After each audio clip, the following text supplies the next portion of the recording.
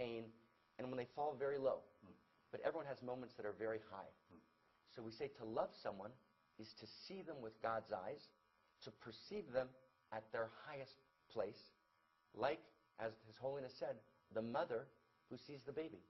When the mother sees the baby, no matter what the baby will do when the baby gets older, the mother always sees the baby as divine, as holy, as sacred.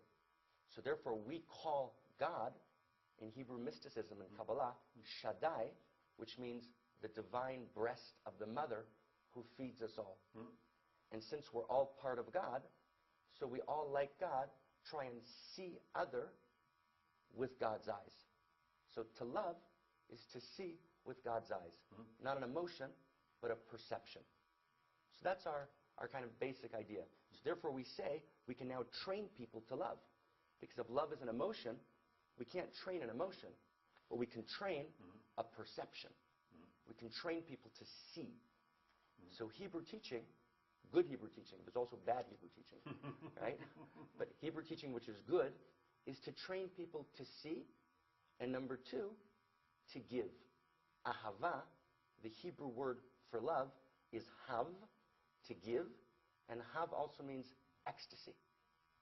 So hav means ecstatic emotion that comes from giving. So in the West a little bit, if I find someone to love, I'll give to them. In Hebrew tradition, I first give, and if I give, then I'll love. So that's just a gentle present from Jerusalem to Tibet, and thank you so much for your wisdom on loving. And if I'm running a company, a business, I'm a politician, in Hebrew tradition, I need to be a lover. Because if I'm not a lover, then I always want to take, and I never want to give. The training for loving. Gentle. Beautiful. I think you mentioned love is not emotion, but perception. Emotion cannot train. The perception, through training, you can increase. Perhaps I think this word, I think, may take a different interpretation. As I mentioned earlier, is it that kind of the closeness feeling, whether you call emotion or not, that can train. I usually telling people there are could be two types of emotion. Emotion means something very strong feeling. So here, those emotions which come spontaneous, these usually negative, such as anger, although sometimes superficial reasons, maybe there are, but not genuine one. Then you see the love. I think simply you see some kind of attraction on superficial way, and sort of spontaneous sort of what's it, love. That another one.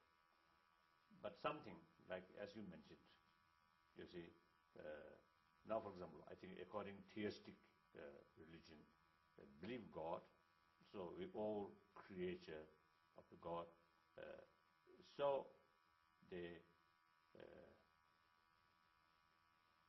So God, I think the infinite love.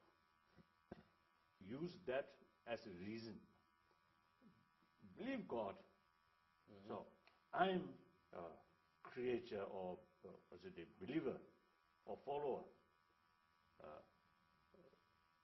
So I must develop or I must sustain genuine sort of closest feeling towards all creature and to all human beings.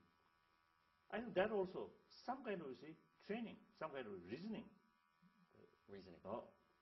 So each different tradition, you see, there are different methods or different way of approach to cultivate these positive, I call, maybe wrong, one kind of emotion through reasoning, through meditation, through prayer, deliberately can increase. Right. So these emotions which which come through reason, Right. through meditation, through training, that kind of emotion usually positive. Right. So So I think the same meaning, the perception, Right, exactly. through training or through prayer, through faith. Okay. Okay. Which is hopeful, because if we can train, then people can change. Yes. So that's why, since that's the reality, now we must make more effort to promote these positive human value, these good things. I think on the basis of either religious belief or scientific finding. This is my belief. To some people who have no particular interest in any religion, these people also need warm-heartedness. But how? Not through prayer, not through faith, not through meditation, but through through education, I feel. On one non-believer, I can't say, oh, Buddha did like that, you should practice that. I can't say that. So the only way or sensible way is through scientific finding. Warm-heartedness bring more inner peace, and through that way your health improve, your life becoming more restful, more meaningful, all your ability can utilize properly. If a lot of sort of mental unrest, mental disturbances happen, then many of your potentials you cannot utilize properly, because your mind, then half your mind blocked. Too much negative emotion, such as anger, there. Then human beautiful brain cannot properly function. So that's the medical science sort of now findings. We can explain that way. So through various methods, Right. to believer, to Jewish people, as we mentioned, these are very right methods. Right methods. To make clear and to cultivate, and through that way their whole life will change. Right. Whole society. Then I think the parent becomes more compassionate person. In their family, naturally the environment or atmosphere becoming much more calm, much more pleasant. Then the children who grown up under that sort of circumstances, more compassionate, more sensible person. So that's the way to change our society, and eventually to change our humanity. A few individual prayer in a church or in a Doesn't get us that far. So thank you so much. Thank you so much. So we've talked about a system of training using both religion and science so that people can become more compassionate and giving. That's right. And that training applies not only to religion or monasteries, but applies to businesses, applies to politics, applies to political leaders, right. applies to people running shops.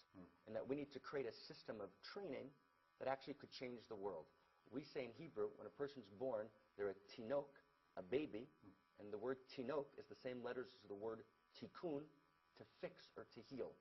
And that every person is incarnated into the world with something very specific that only they can fix in the world. That everyone has a very specific thing to fix that no one else can fix. So, for example, Gil has something to fix in the world that no one else in the world can fix, even with great respect, even His Holiness couldn't fix what Gil has to fix, right?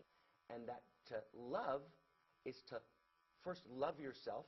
And if I love myself, I do a scientific study of myself to figure out, what do I have to fix?